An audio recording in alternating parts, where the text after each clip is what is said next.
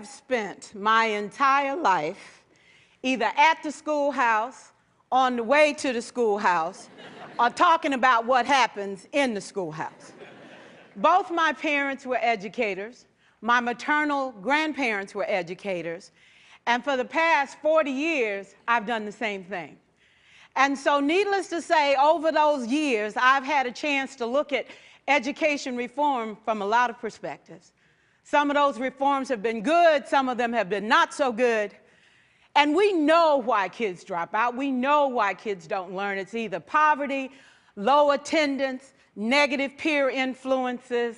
We know why. But one of the things that we never discuss, or we rarely discuss, is the value and importance of human connection. Relationships. James Comer says that no significant learning can occur without a significant relationship. George Washington Carver says all learning is understanding relationships. Everyone in this room has been affected by a teacher or an adult. For years, I have watched people teach. I have looked at the best and I've looked at some of the worst. A colleague said to me one time, they don't pay me to like the kids. They pay me to teach a lesson. The kids should learn it. I should teach it. They should learn it. Case closed. Well, I said to her, you know, kids don't learn from people they don't like.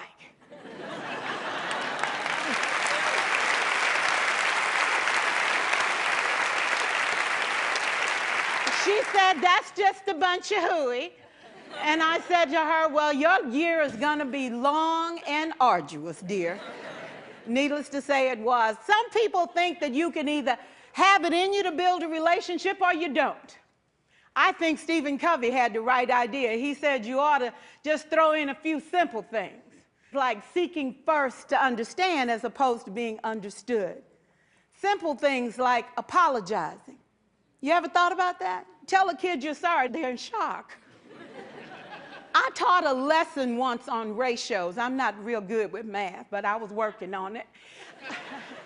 And I got back and looked at that teacher edition. I taught the whole lesson wrong.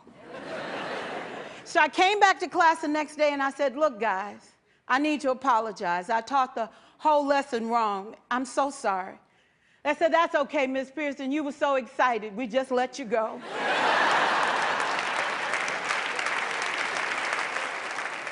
I have had classes that were so low, so academically deficient that I cried.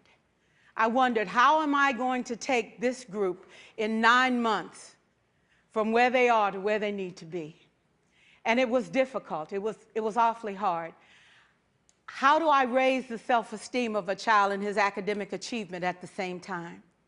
One year I came up with a bright idea. I told all my students, you were chosen to be in my class because I am the best teacher and you are the best students. They put us all together so we could show everybody else how to do it. One of the students said, really? I said, really? We have to show the other classes how to do it. So when we walk down the hall, people will notice us. So you can't make noise, you just have to strut. And I gave him a saying to say, I am somebody. I was somebody when I came. I'll be a better somebody when I leave. I am powerful and I am strong. I deserve the education that I get here. I have things to do, people to impress, and places to go. And they said, yeah. You say it long enough, it starts to be a part of you. And so,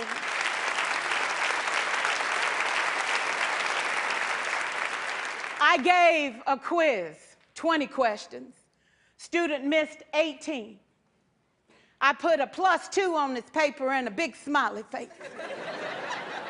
He said, Miss Pierson, is this an F? I said, yes. He said, then why'd you put a smiley face? I said, because you on the roll. You got 2 right, you didn't miss them all. I said, and when we review this, won't you do better? He said, yes, ma'am, I can do better. You see, -18 sucks all the life out of you. +2 said, I ain't all bad.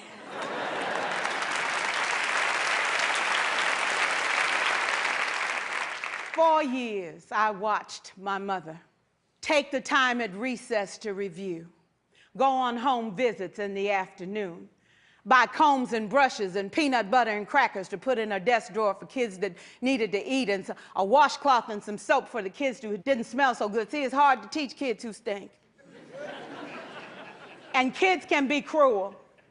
And so she kept those things in her desk, and years later, after she retired, I watched some of those same kids come through and say to her, you know, Miss Walker, you made a difference in my life.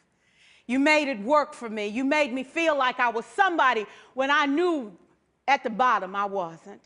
And I want you to just see what I've become. And when my mama died 2 years ago at 92, there were so many former students at her funeral. It brought tears to my eyes, not because she was gone, but because she left a legacy of relationships that could never disappear. Can we stand to have more relationships? Absolutely. Will you like all your children? Of course not. And you know your toughest kids are never absent.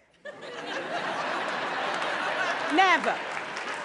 You won't like them all, and the tough ones show up for a reason. It's the connection, it's the relationships. And while you won't like them all, the key is they can never, ever know it. So teachers become great actors and great actresses, and we come to work when we don't feel like it, and we listen to policy that doesn't make sense, and we teach anyway. We teach anyway because that's what we do. Teaching and learning should bring joy. How powerful would our world be if we had kids who were not afraid to take risks, who were not afraid to think, and who had a champion? Every child deserves a champion, an adult who will never give up on them, who understands the power of connection and insists that they become the best that they can possibly be. Is this job tough? You betcha. Oh God, you betcha. But it is not impossible. We can do this. We're educators. We're born to make a difference. Thank you so much.